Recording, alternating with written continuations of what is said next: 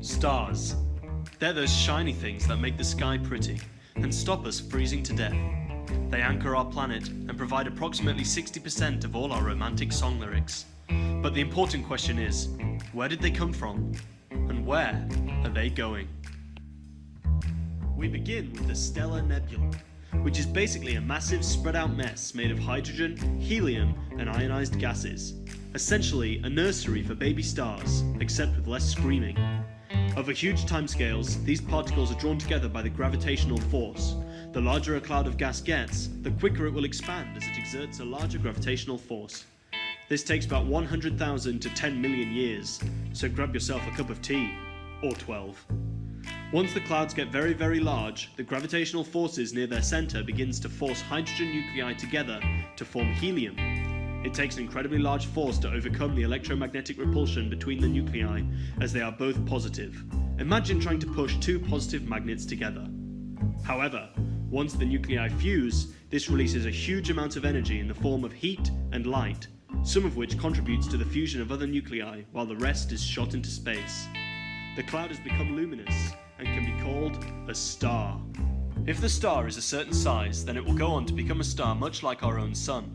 It continues to produce heat and light by fusing hydrogen and helium. This works as long as the star has a mass somewhere between 1/10 and 200 times the size of our own sun. Smaller stars live a lot longer than large stars. The sun would live about 1,000 times longer than a star 200 times its mass. Yet more evidence that it's not how big it is, it's what you do with it. The stars can stay doing this for a long time because while the fusion in the core of the star produces outward pressure, the gravitational attraction pulls everything inwards. Kind of like a massive on-fire seesaw. As more of the hydrogen core becomes helium, the star turns into a red giant. As the star runs out of hydrogen, the core begins to collapse inward. In order to counteract this, the outer envelope of the star expands massively. This makes the star both very large and very bright, much like an obese Isaac Newton. It also cools it down by quite a bit, as there is the same amount of energy spread out over a much larger volume. Eventually, the red dwarf will shed its outer layers and become a white dwarf. In a white dwarf, only the core of the star remains, which by this point is both furiously hot and composed mainly of carbon and oxygen, as these are the lightest elements that can be produced by small stars. These stars have essentially ceased fusion, which means they have no energy source and no radiation pressure acting outwards. This means that white dwarfs quickly become very dense.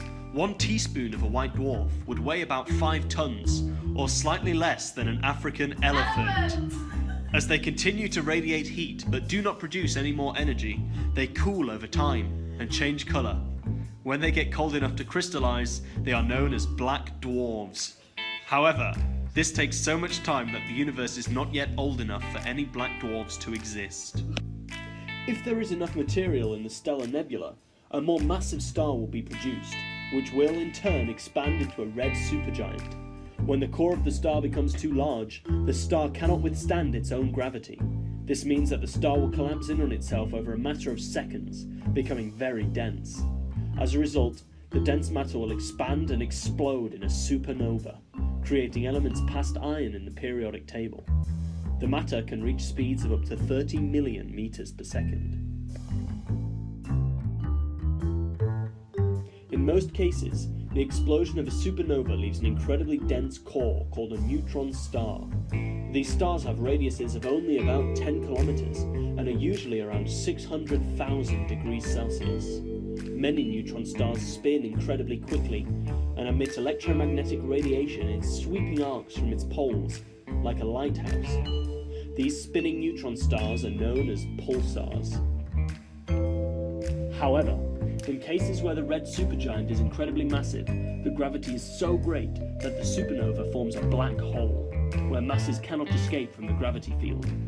Even light cannot escape from a black hole. A typical black hole will have a radius of about 10 to 20 times larger than our sun. So there we have it, the 2 alternate life cycles of a star. It really puts things into perspective to realise that while we are lucky enough to have bright, luminous stars in our sky, soon our sky will be dark, boring, and cold, just like biology. Of course, we won't care because we'll all have frozen to death.